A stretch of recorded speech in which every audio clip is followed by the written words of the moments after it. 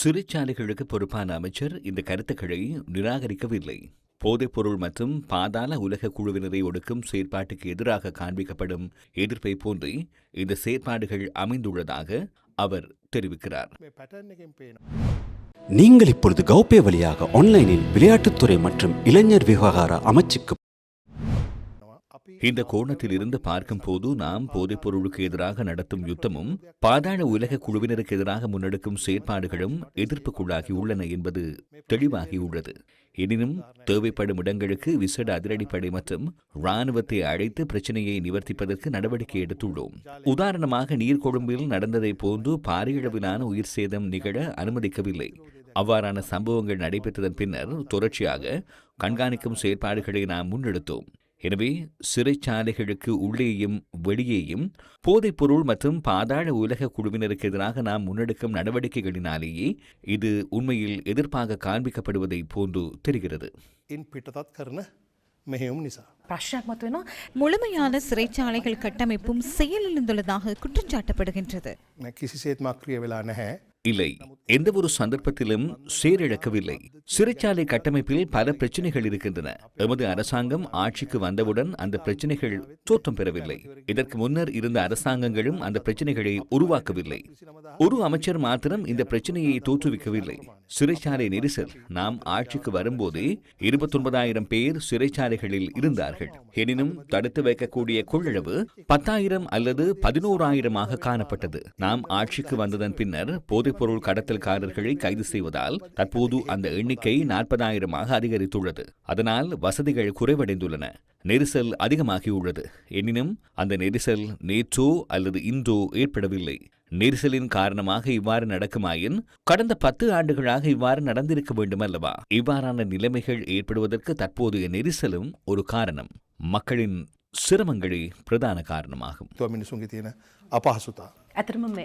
உண்மையில் அமைச்சரே, மனிதர்கள் வாழ்வதற்கு தகுதியற்ற அளவுக்கு சிறைச்சாலைக்குள் நிலைமை மாறியுள்ளதா?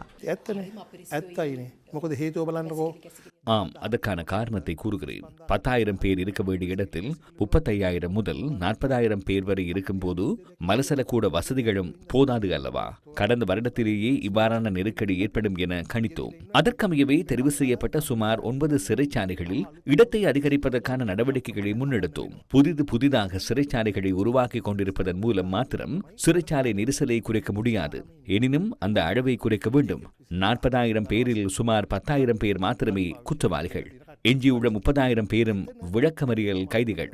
அதில் சுமார் 23,000 பேர் போதைப்பொருள் பாவனையாளர்கள், போதைப்பொருள் பயன்பாட்டுக்காக கைது செய்யப்பட்டவர்கள். அரச பகுப்பாய்வாளரின் அறிக்கைகளில் தாமதம் ஏற்பட்டுள்ளமையே நெருக்கடிக்கு காரணம். பிணை வழங்குவது தொடர்பில் கடந்த வருடம் நாம் அவதானித்தோம்.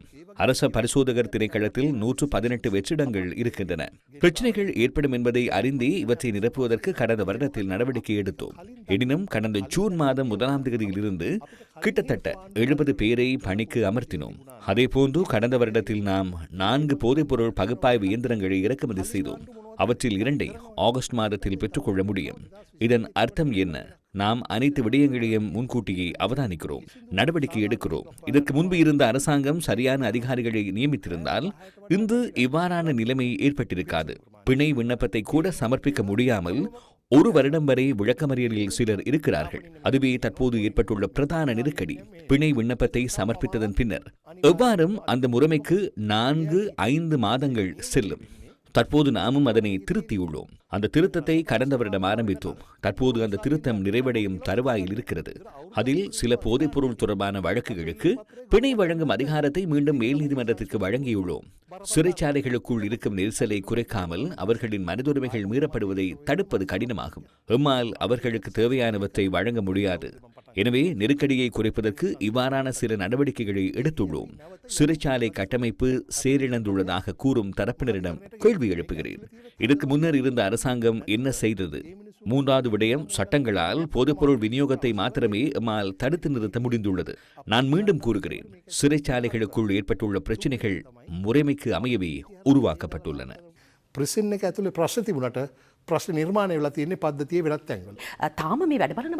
அவ்வாறாயின் தற்காலிக சிறைச்சாலை ஆணையாளர் இருப்பது பிரச்சனையை தோற்றுவிக்கவில்லையா? அந்த பிரச்சனைக்கு தீர்வு காண முடியாதா? இல்லை, தற்போதைய சிறைச்சாலை ஆணையாளருக்கு அனைத்து சட்ட ரீதியான அதிகாரங்களும் வழங்கப்பட்டுள்ளன. அவர் ஒரு திறமையான அதிகாரி. பிரச்சினை நிர்வாகத்தில் இல்லை, வளங்களின் பற்றாக்குறையினாலேயே பிரச்சினை ஏற்படுகிறது. 2022 ஆண்டின் பின்னர் இதில் யாரையும் பணிக்கமர்த்தவில்லை. சிறைச்சாலை சேவையில் 1348 வெற்றிடங்கள் இருந்தன. தற்போது எமது அரசாங்கத்தின் கீழ் ஏற்கனவே 400க்கும் மேற்பட்டோர் பணியில் அமர்த்தப்பட்டுள்ளனர். மேலும் 600க்கும் மேற்பட்டோரை பணியில் அமர்த்துவதற்கான நடவடிக்கை எடுக்கப்பட்டுள்ளது. அவர்களை ஆட்சேர்ப்பு செய்ய 7-8 மாதங்கள் செல்லும். அதன்படி சுமார் 1000 பேரை நாம் ஆட்சேர்ப்பு செய்ய உள்ளோம். தற்போது தற்காலிக ஆணையாளர் ஒருவர் இருப்பதற்கு சட்ட ரீதியான காரணம் ஒன்றிருக்கிறது. நான் தனிப்பட்ட நபர்களின் பெயர்களை கூற விரும்பவில்லை. இதற்கு முன்னர் இருந்த ஆணையாளர் நாயகத்தின் ஒழுக்காற்று அதிகாரியாக அமைச்சரவை செயற்பட்டது. ஆரம்பகட்ட விசாரணையை நடத்தி குற்றப்பத்திரிகையை வழங்குமாறு அமைச்சரவை தீர்மானிக்கும். எனவே அவருக்கு எதிரான விசாரணை நிறைவடையும் வரை அந்த பதவி சட்டப்பூர்வமாக வெற்றிடமாகாது. எனவே எம்மால் தற்காலிக அதிகாரியை நியமிக்க முடியும். தற்காலிக அதிகாரி ஒருவர் இருப்பதால் அவருக்குரிய அதிகாரங்களில் எந்த குறையும் இல்லை. அதனால் அவரால் இதனை சிறப்பாக நிர்வகிக்க முடியும். அரசாங்கத்தின் பிரச்சனையும் இல்லை, சிறைச்சாலை நிர்வாகத்தின் பிரச்சனையும் இல்லை. இல்லை, சட்டம். அரசியல் மற்றும் திட்டமிட்ட சதியொன்று நடைபெற்றுள்ளதாக நீங்கள் நினைக்கவில்லையா? ஏன் அதனை மறைக்கின்றீர்கள்? ஏன் உங்களால் அதனை நேரடியாக கூற முடியவில்லை?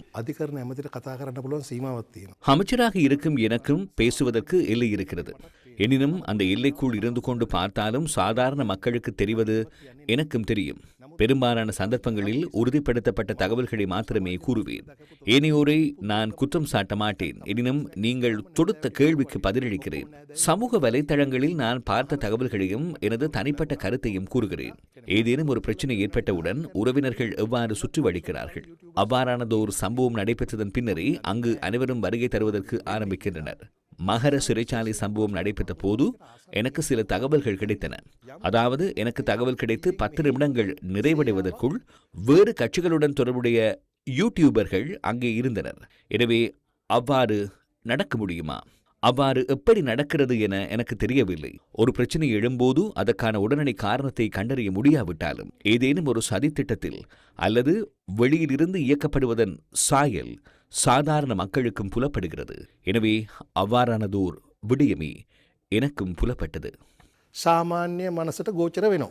ඉතින් ඒ දේම මටත් ගෝචර වෙලා තියෙනවා.